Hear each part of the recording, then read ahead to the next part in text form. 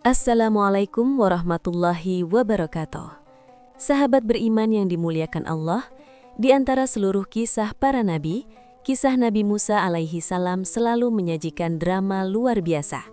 Tongkat yang membelah lautan, dialog langsung dengan Rabbul Alamin, hingga pertarungan melawan Fir'aun. Namun, ada satu kisah yang paling mengejutkan dan sering membuat kita bertanya-tanya. Mungkinkah seorang nabi, seorang manusia, bisa mengalahkan malaikat maut, utusan yang tak pernah gagal menjalankan tugasnya? Bayangkan ini, seorang utusan yang datang membawa perintah kematian, namun pulang ke hadapan Tuhannya dalam keadaan terluka parah dengan mata terlepas dari tempatnya setelah ditampar oleh seorang manusia. Kisah ini bukan fiksi, melainkan riwayat yang sahih dalam khazanah Islam. Kekuatan fisik Nabi Musa memang luar biasa. Bahkan, pernah tercatat beliau meninju seorang pemuda Mesir hingga tewas seketika.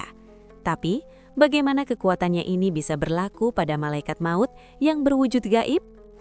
Mari kita telusuri kisah lengkap dan pelajaran teologis mendalam tentang ketika malaikat maut hendak mencabut nyawa Nabi Musa alaihi salam.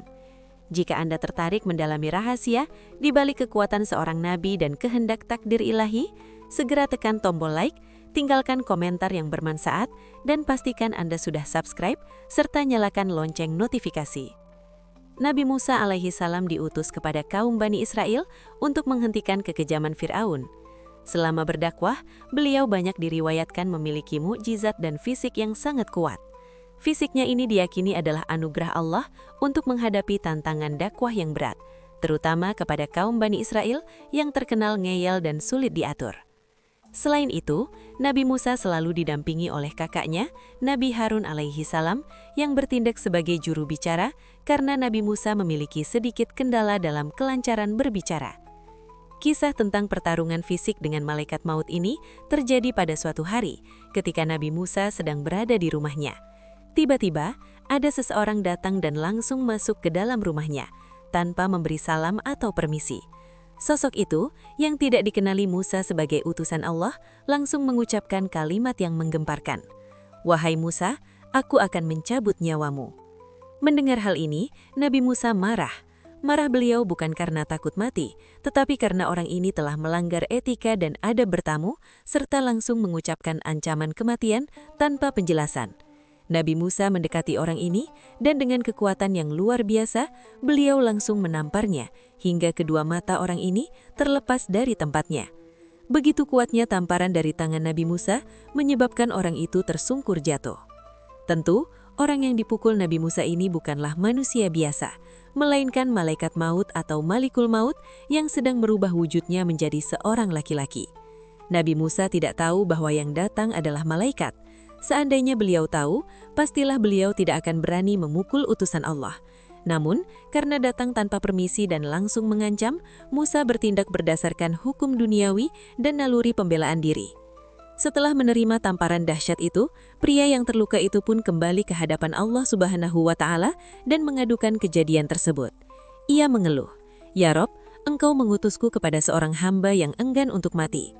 Allah Subhanahu wa Ta'ala yang Maha Penyayang dan Maha Kuasa tidak murka kepada Nabi Musa.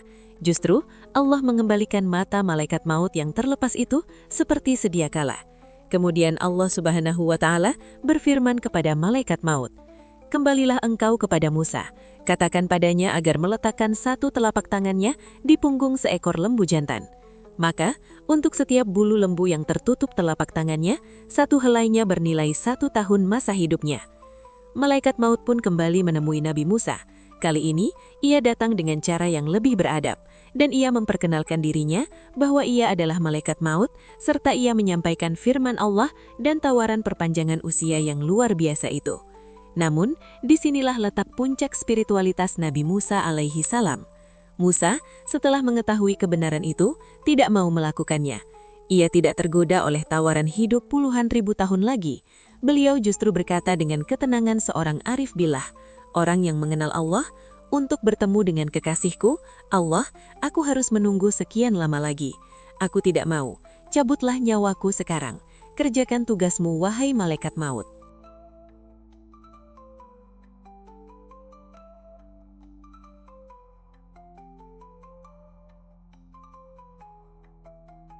Dalam sebuah riwayat hadis sahih yang mendasari kisah ini, Nabi SAW bersabda, "Falamma ja'ahu liyaqbida nafsahu, qala lahu Musa, ajib rabbaka, faqabada nafsahu, wa kana qariban minal ardil muqaddasah."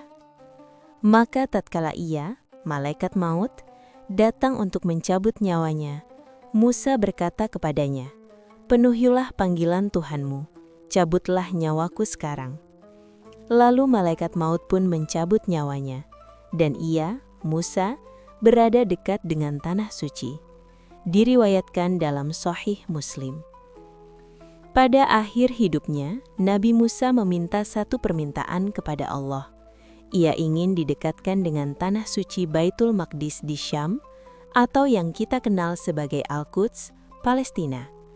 Allah Subhanahu wa Ta'ala pun memenuhi keinginan utusannya itu, yakni mendekatkan jasad Nabi Musa ke Baitul Maqdis dengan jarak selemparan batu saja.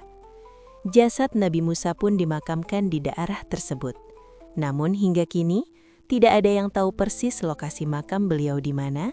Hal ini menjadi rahasia Allah untuk menjaga kesucian makam para nabi. Kisah ini memunculkan satu pertanyaan penting yang harus kita jawab untuk memperkaya ilmu kita. Mengapa malaikat bisa terluka ketika ditampar oleh manusia? Bukankah malaikat itu makhluk gaib yang terbuat dari cahaya? Jawabannya terletak pada hukum fisika dan metafisika.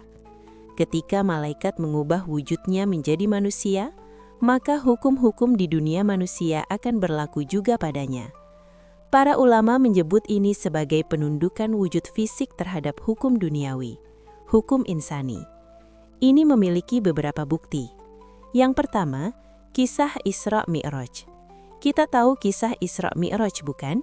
Di mana Nabi SAW dan malaikat Jibril alaihissalam berboncengan naik buraq dari Masjidil Haram ke Masjidil Aqsa. Di sini saja sudah bisa dilihat, buat apa Jibril ikut naik bersama Rasulullah di atas buraq? Padahal Jibril adalah malaikat yang bisa saja terbang dengan sekejap ke Masjidil Aqsa. Nah, karena pada saat itu malaikat Jibril mengubah wujudnya menjadi manusia untuk mendampingi dan membersamai Rasulullah, maka ia tunduk pada hukum fisik manusia yang tidak bisa terbang tanpa kendaraan. Yang kedua, kisah Nabi Ibrahim dan Nabi Lut. Al-Hafidz Ibnu Hajar menyebutkan bahwa para nabi pun bisa saja tidak mengetahui bahwa sosok manusia yang datang adalah malaikat. Dulu ada malaikat yang datang menemui Nabi Ibrahim dan Nabi Lut dalam rupa manusia.